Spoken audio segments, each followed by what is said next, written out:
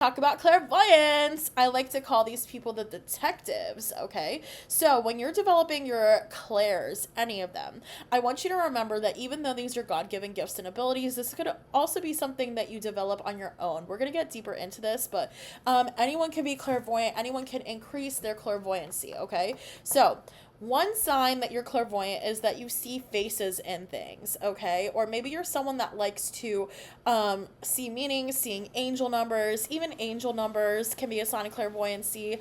And excuse my dishwasher. 555 can be significant. Feathers, coins, like putting putting meanings to things could be very significant and a sign that you are clairvoyant, okay? These people like to put pieces of the puzzle together, okay? Even if this isn't your strongest gift per se, this could be something that really helps you develop, like viewing clairvoyance as an ability to really put puzzle pieces together when it comes to the whole story, especially if you get into mediumship. But that's just one side of clairvoyancy and not all of them, okay? You could be someone that sees a lot of images, maybe like when you close your eyes, you get like something that comes across, like, it's like seeing things like a screen, right? Okay, maybe you close your eyes and you see a face. This could be a sign of ancestors or passed over loved ones as well, okay? So, one sign that I knew that I was clairvoyant or I had psychic gifts and abilities was when I was much younger. I would meditate and see all these colors, okay? I'd be like, oh my God, confirmation hiccup. Why am I seeing red? Why am I seeing yellow?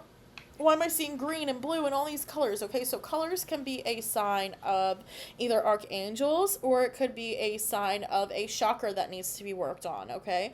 9 times out of 10, it's most likely a chakra, right? So red is root chakra, or, I think Archangel Jophiel, there's, so many archangels that can be associated with different colors as well, especially if you've been trying to become even more connected with archangels. But that could be a sign of clairvoyance. Or if you see like certain animals consistently, like for myself, if I ever see a butterfly, like that's a sign for me, that, or dragonflies, like that's a sign for me, for my spirit team, that they're close by me. Another way to know that you're clairvoyant is that you see auras. But the cool thing about auras is that this is something that you can actually increase by doing the work, okay? So if you don't do this on me because I don't give you permission. But if you look at someone's third eye and you stare at their third eye for long enough and they give you permission to do so, you will see their aura start to come out, okay? This is a way that I developed my own psychic gifts and abilities with auras. You just look at someone's third eye and it starts opening up for you. Okay, you start to see the colors, and then of course you can look up the spiritual meanings of those colors. And now with Google and Chat GPT, it's much easier to really look at like spiritual symbolism and figure out the meanings of everything, okay? And of course this is all coming from your third eye. So what's the best way to increase your psychic gifts and abilities? It's of course to either do meditations for your third eye or listen to frequencies for your third eye to really get into it. Okay, so now we know that clairvoyance is something that anyone can have. It's something that you have to work on, okay? Another way that clairvoyance comes in is through dreams. So if you see symbols, okay, I'm wearing a red dress. I don't know why I'm wearing a red dress in this dream, so that's very significant to me. Or you keep, you spend the rest of your day thinking red dress, red dress, red dress. That means that that's something that you need to look up, and your spirit team is letting you know, hey, detective, remember, clairvoyance is detective work. Why were you wearing this red dress? Oh, let me look it up. Well, red is a symbol of passion and power. Maybe I'm glowing up or stepping into siren energy, or I need to be in my masculine, or whatever it is, right? Whatever it means to you. And dreams, it could be about like assigning meanings to things. So before you go to bed, you could be like, spiritual being is the highest good, angels, ancestors, universe. Please show me a butterfly in my dream if I'm going through a metamorphosis. Or, that could be also outside of dreams too. Please show me, my husband and I do this actually. Our thing is, please show us this color car if we're jumping timelines, okay? I like outrageous colored cars, so like pink or something. Please show me a bright fuchsia car, or a brightly colored, like, whatever car if I'm jumping timelines, right? So you can assign meanings to anything. Going back to angel numbers as well, when you're when you're looking at angel numbers, of course you're going to look online and you're going to be like, 111 means that I'm manifesting, and 555 means big changes. But number one, those are very generic meanings. And once you're doing more detective work with your clairvoyance, you're going to realize that 111 can also be a sign that I need to pay attention. Maybe there's danger, or maybe not danger like physically, but maybe someone's talking badly. Like, if I'm talking to someone and I keep seeing 111, 111, 111, that's pay attention. Okay.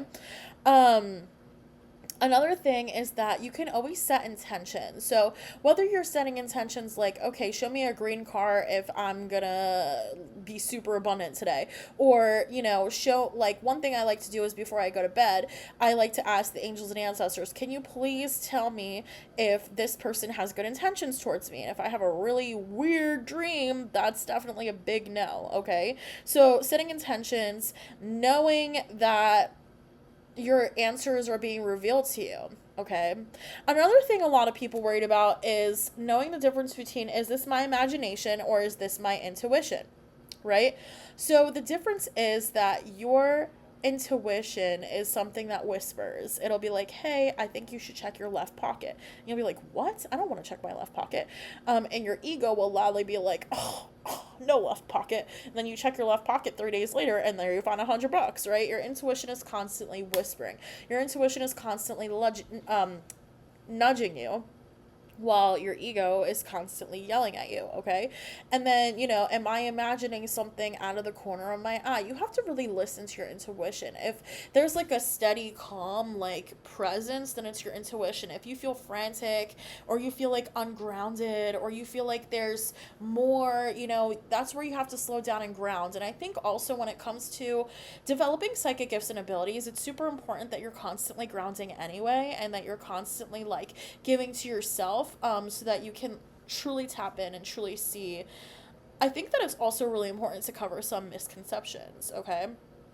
So when it comes to clairvoyance, some misconceptions people deal with is self-doubt.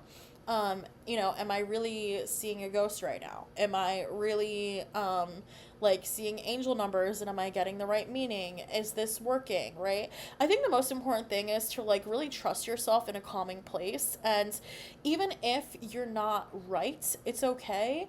I also want to add, I have gotten readings a lot over the last, I don't know, 10 years. I've been getting consistent tarot readings either on the app or like, on TikTok or in person or whatever it was. And I've had a lot of people be wrong. People with millions of followers. Because here's the thing. When you have a strong anointing, a strong black sheep energy, a strong calling on your life, okay, other readers are not always going to be right when it comes to you. And it's okay, because maybe they weren't meant to read you. So the same goes for you. If you're trying to delve into a situation that you have no business delving into, you might not be right about it, and that's okay. On the other hand, if you are trying to look into a situation that, does someone steal my inheritance, and I'm trying to read tarot and I'm trying to see it with my mind's eye, right? It's okay to keep practicing. It's okay to have patience, and it's okay to have persistence. And it's also okay to have other people be mad at you or not appreciate that you're enhancing your gifts. Like, the more that you're afraid of what other people think, the more that it blocks you from fully stepping into that energy. Because usually when it comes, I will say this, I've had to cut off a lot of people, okay? My mom, my dad, and I've talked about this before on my TikTok. The reason why they were so against me developing my psychic gifts, okay, I'll give you an example straight up. So I was born with my psychic gifts and abilities, but I first started with Turkish coffee. Okay, we're Russian Ukrainian. We always had Turkish coffee at home. And if those of you that know, you can see symbols in it. So, even when I was younger, under 18, my mom and other people and her friends would, for free, make me give them constant readings. That's why I say that I have 15 years of experience, because even before, and then I got my first tarot deck at 13, whatever. So it took me a long time to figure out tarot. I got it at 13. I wasn't ready for it. So my mom would always say, you're not meant to be a reader. And I had like 16, 17K followers on TikTok. Oh, you're not meant to be a reader. You're meant to be a Turkish coffee reader, right? So when it comes to other people, sometimes they don't want you to step into your psychic gifts and abilities because they have secrets. Sometimes they're jealous. You know, there's a lot of other things that comes with like psychic gifts, abilities, developing them, clairvoyance, claircognizant, all of it. Because other people don't want you to know what they have going on behind the scenes, okay? And I also want to go back to that anyone can be clairvoyant, anyone can read tarot, anyone can have psychic gifts and abilities, okay? But I also want you to remember that just because you're delving into something doesn't mean you're chosen for it. Confirmation hiccup, okay? Because there's a lot of people on TikTok and Instagram that picked up a tarot deck and read it for 5 seconds, memorized some cards, and now they're self-proclaimed readers, okay? You know, if you're going to be reading other people, you should have at least a year or two of real experience reading friends and family, but that's beside the point, okay? Anyone can be clairvoyant. We all have the chakras to do it. We have the crown chakra, we have the third eye chakra, and as long as you're, you know, there's meditation, there's frequencies on YouTube, as long as you're constantly, like, really progressing, okay, then you're allowed to do that. Just make sure that you're super careful when, like, it comes to reading other people or giving to other people in any way, that you're not misleading them if you don't necessarily fully trust in your gifts. A lot of it comes from trust. A lot of it comes from developing, and even, like, for me, okay, I've had my psychic gifts and abilities since I was a very young child, since I was 3 or 4 years old, and there are still things that I need to work on, you know, like channeling. That took me a long time to, like, trust in myself, okay, because trust is a big thing, too. And also remember, when it comes to clairvoyance, it's okay if you don't have full visions of ghosts. It's okay if it doesn't happen every day. It's okay if it doesn't make complete sense, because sometimes it could be like flashes or fairy dust or shadows, okay? Like for me, we bought fairy dust incense sticks like, I don't know, 3 months ago, 5 months ago, something like that. And ever since then, we even moved and I haven't relit those incense sticks. And I keep seeing like little tiny fairy dust flashes. It literally looks like fairy dust. So that just tells me like, okay, the fairies are around. Or when I was younger, or when you're being spiritually attacked, you see a shadow by your bed, right? And that's another way clairvoyance comes in. You don't always see a face. You don't always see a full figure. It doesn't always look like this and you and me. And that's okay. It's going to show up different for everyone. And for some people, it does. Like the Balsky, I think her name is on TikTok. Like for her, it's like full-bodied people and that. And eventually, maybe it'll get there for some of us, okay? It's okay to be wrong. It's okay that you're developing. And it's okay to keep going. As long as you're persistent, it'll all work out for you. I love you. Just keep shining. You've got this, baby.